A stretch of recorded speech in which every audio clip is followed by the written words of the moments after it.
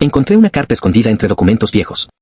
Al principio no entendí nada, pero cuando leí la última línea, supe que alguien me había mentido durante años. Encontré la carta un martes cualquiera, de esos que huelen a polvo y a lluvia vieja. Mi madre había insistido durante meses en que vaciara el altillo antes de que se nos viniera abajo la casa.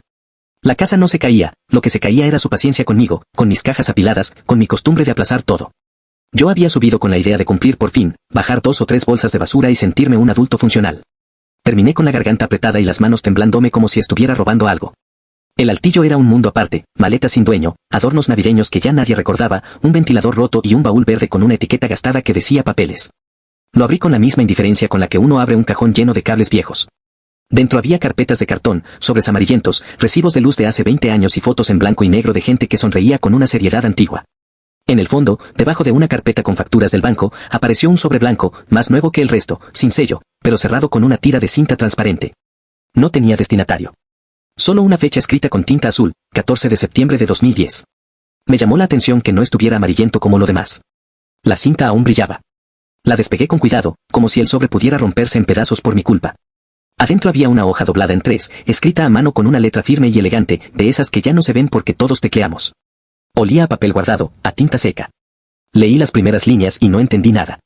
Hablaba de lo acordado, de la versión oficial, de tu seguridad y la mía. Pensé que era una carta de algún abogado o de algún primo lejano que pedía dinero. Luego vi un nombre que no me sonaba de nada, Eliana R. Y, más abajo, el mío. Mi nombre completo. Con mi segundo apellido, ese que solo aparece en trámites y multas de tránsito. Sentí un cosquilleo detrás de la nuca. Me senté en una viga y seguí leyendo, más por curiosidad que por miedo, aunque el miedo ya estaba ahí, escondido como un animal bajo una mesa. La carta decía que si yo estaba leyendo eso, entonces las cosas se habían movido y alguien había roto el pacto. Mencionaba una carpeta roja, no había ninguna carpeta roja en el baúl y una llave guardada donde siempre. Decía que yo no debía confiar en nadie, ni siquiera en Valeria. Valeria era mi esposa. Nadie fuera de mi familia la mencionaba por su nombre en documentos, en todo caso dirían su cónyuge. Pero ahí estaba, escrito como una advertencia personal, íntima, como si quien escribiera me conociera de verdad. Traté de reírme. Me dije que era una broma pesada, una carta que alguien había metido ahí por error. Mi madre era la clase de persona que guarda manuales de microondas por si acaso, no era la clase de persona que escondía amenazas.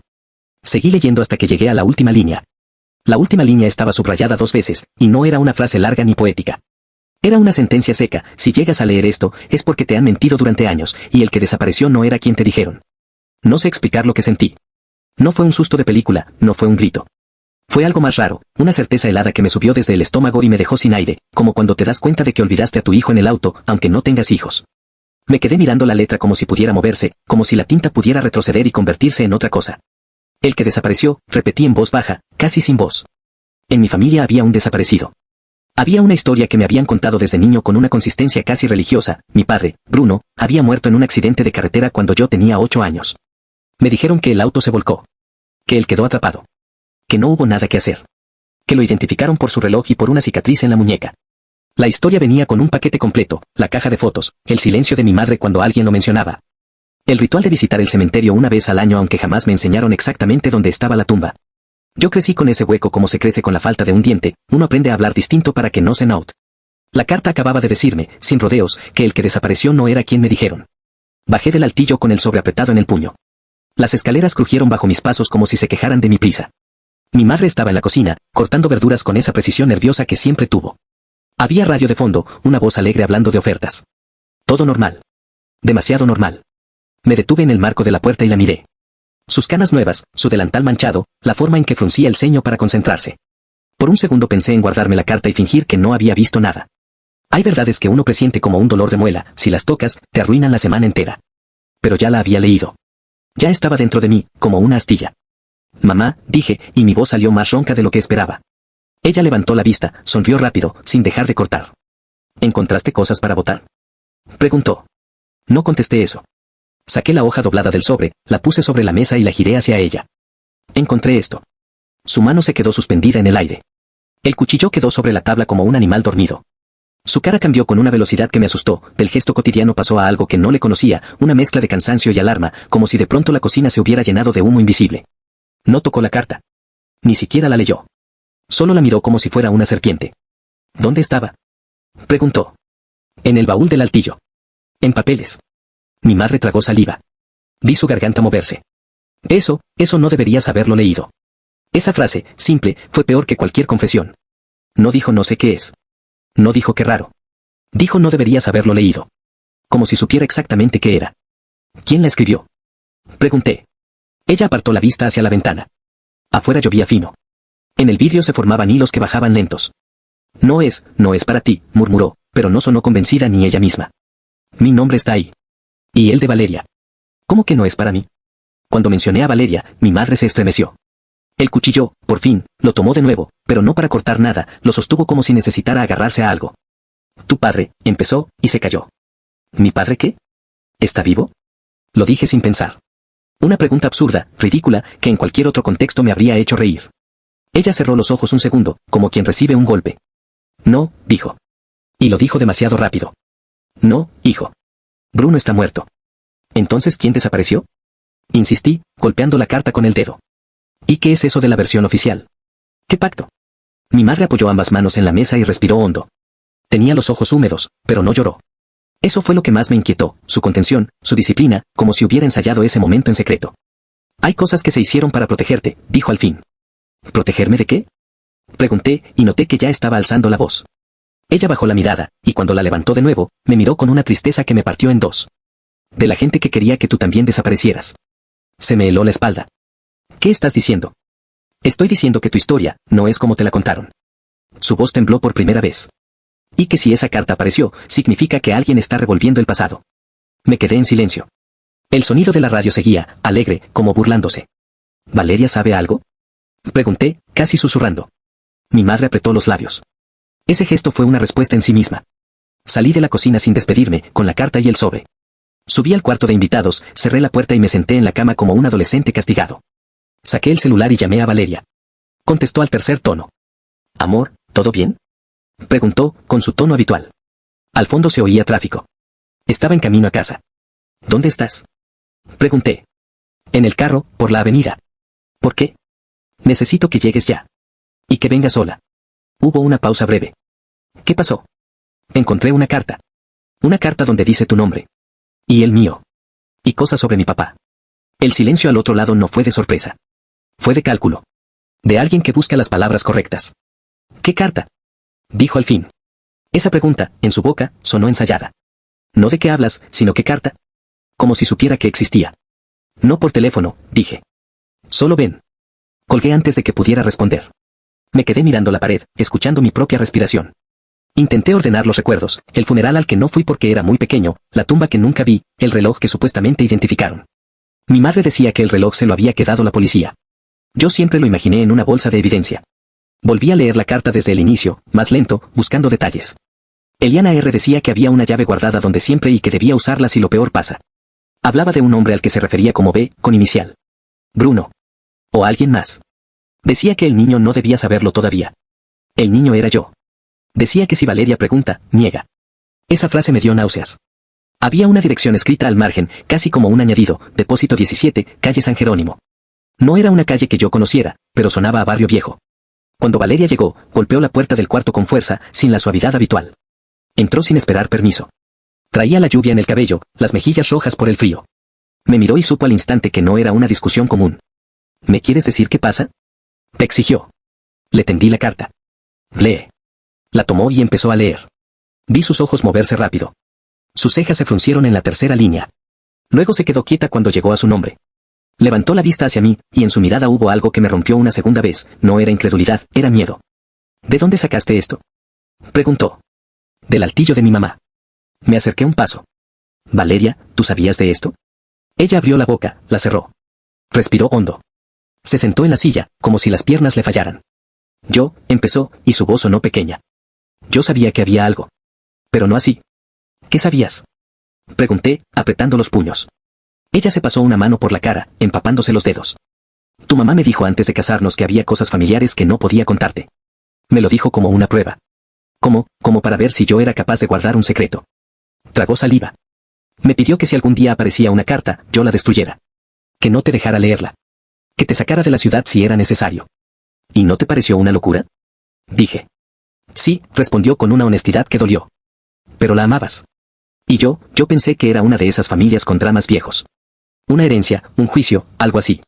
No pensé que fuera esto. ¿Qué es esto? Pregunté. Valeria sostuvo la carta con ambas manos, temblándole. Tu mamá me dijo una frase, dijo en voz baja, si él se entera antes de tiempo, lo perdemos. Yo creí que hablaba de su estabilidad emocional. De su duelo. No de perderte de verdad. Me senté frente a ella, y por un momento los dos parecíamos niños escuchando una historia de terror. Hay una dirección, dije, señalando el margen. Depósito 17. Calle San Jerónimo. Valeria levantó la cabeza. Esa calle existe, dijo. Está cerca del Puerto Viejo. Hay depósitos de alquiler. Vamos. ¿Ahora? Sí. Antes de que alguien más vaya. La miré fijamente. Tú me vas a decir todo lo que sabes, ¿verdad? Valeria asintió, con los ojos brillantes. Y en ese gesto vi que ella también estaba atrapada. No le dijimos nada a mi madre. Tomamos el carro de Valeria, porque el mío estaba en el taller, ironía perfecta. Manejar hacia el Puerto Viejo de noche siempre me dio mala espina, calles angostas, bodegas cerradas, perros flacos, luces amarillas que no alumbran nada. La lluvia había parado, pero el aire seguía húmedo, como si la ciudad respirara por la boca. Mientras manejábamos, Valeria me contó lo poco que sabía. Mi madre había mencionado un nombre, Eliana. Había dicho que era alguien que nos salvó y que estaba mejor lejos. También le había dicho otra cosa, una frase que Valeria había guardado como se guarda una astilla. Bruno no era tu padre biológico, pero fue el único que te eligió. Sentí que el volante se me resbalaba de las manos. ¿Qué? Eso dijo, insistió Valeria, mirándome con culpa. Y me pidió que jamás te lo repitiera. Mi garganta se cerró. Pensé en mi padre, en Bruno, en su cara borrosa en las fotos. Pensé en mi nariz, que nunca se parecía a la de él. Pensé en las bromas de mi tío Tomás, saliste al lechero. Siempre pensé que era crueldad típica de familia. Llegamos a la calle San Jerónimo. Era una calle larga, con rejas y letreros de se alquila, con cámaras de seguridad en las esquinas. Los depósitos estaban numerados. Encontramos el 17, una puerta metálica azul, con un candado grande. En el centro, un pequeño buzón oxidado. Me quedé parado frente al candado, sintiendo que estábamos a punto de abrir una caja que no se vuelve a cerrar. La carta hablaba de una llave, dije. Valeria miró alrededor, nerviosa. ¿Dónde siempre? ¿En tu casa? ¿En la de tu mamá? Pensé en lugares comunes, debajo del florero, dentro de un libro, detrás del cuadro del Sagrado Corazón que mi madre odiaba pero conservaba por mi abuela. Entonces recordé algo ridículo, de niño, yo escondía canicas dentro de un viejo termo rojo que siempre estaba en la alacena, aunque ya nadie lo usaba. Mi madre nunca lo botaba. Decía que era de Bruno. El termo, dije, sin pensar. Valeria me miró como si fuera una contraseña. Volvimos a casa de mi madre casi corriendo. Entramos con la llave que aún tenía yo del portón. Todo estaba oscuro. Mi madre dormía. Sentí una culpa punzante, como si estuviera traicionando una paz frágil. Pero ya no había vuelta atrás. En la cocina, abrí la alacena y encontré el termo rojo, exactamente donde siempre. Estaba al fondo, detrás de una olla. Lo bajé con manos temblorosas. Lo abrí. Adentro, en vez de canicas, había una bolsita plástica pequeña. Dentro, una llave metálica y un papel enrollado. El papel decía, depósito 17. No vaya solo. Valeria se tapó la boca con la mano. Volvimos al Puerto Viejo. Esta vez, con la llave en el bolsillo como si quemara. En el camino, noté algo que me hizo sudar frío, un carro oscuro nos había seguido desde que salimos de la zona residencial. No era paranoia, lo vi 2 veces en los espejos, doblando cuando nosotros doblábamos. En un semáforo, se detuvo a una distancia calculada. Valeria, susurré. Lo vi, respondió ella, sin mirarme. Aceleramos cuando el semáforo cambió. El carro detrás también. Mi corazón golpeaba en las costillas. Llegamos a los depósitos y estacionamos cerca del 17. El carro oscuro pasó de largo, pero redujo la velocidad. Vi un rostro detrás del vidrio, apenas un perfil. Luego siguió y se perdió entre las bodegas. Abre rápido, dijo Valeria, con la voz tensa. Metí la llave en el candado. Giró con facilidad, como si hubiera sido usada hace poco. Ese detalle me dio escalofríos. Abrimos la puerta metálica y un olor a humedad y cartón viejo nos golpeó. Adentro, con la luz del celular, vimos estantes. Cajas etiquetadas con fechas. Una carpeta roja, exactamente como decía la carta, sobre una mesa plegable. La tomé con manos torpes, la abrí. Había documentos. Copias de pasaportes. Fotos. Recortes de periódico. Un sobre con mi nombre. Y, encima de todo, un acta de nacimiento. Mi acta de nacimiento. Pero no era la que yo conocía. El nombre de la madre no era el de mi madre. Era Eliana R. Y el nombre del padre estaba tachado con tinta negra, como si alguien hubiera querido borrarlo para siempre. Sentí que el mundo se inclinaba. Me apoyé en la mesa. Esto no puede ser, murmuré. Valeria pasó las páginas con rapidez, como si temiera que el aire se acabara. Encontró una foto, una mujer joven, con ojos grandes, sosteniendo a un bebé. Detrás, un hombre de barba, sonriendo. El bebé tenía un lunar en la mejilla izquierda. Yo tengo ese lunar. En otra hoja, había una nota, Eliana se negó a entregar al niño. Hubo que hacerlo a la fuerza. Bruno aceptó hacerse pasar por padre para sacarlo del país. Ella prometió guardar silencio. No cumplió. Me quedé sin sangre. Miré a Valeria. Ella estaba pálida. ¿A la fuerza?, susurró. Antes de que pudiera responder, escuchamos un golpe metálico afuera. Luego otro. Paso cerca de la puerta. Apagué el celular por reflejo. La oscuridad se hizo total. Valeria me apretó el brazo con uñas que dolían. La puerta del depósito vibró, como si alguien probara el candado. Yo contuve la respiración. El metal raspó. Alguien murmuró algo que no entendí. Entonces, desde afuera, una voz baja dijo mi nombre completo, con mi segundo apellido, como si lo leyera de un papel.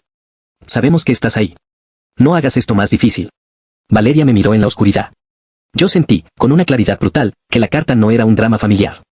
Era una advertencia. Y que quien me había mentido durante años no lo había hecho solo para protegerme. Lo había hecho para ocultar algo que todavía podía destruirnos.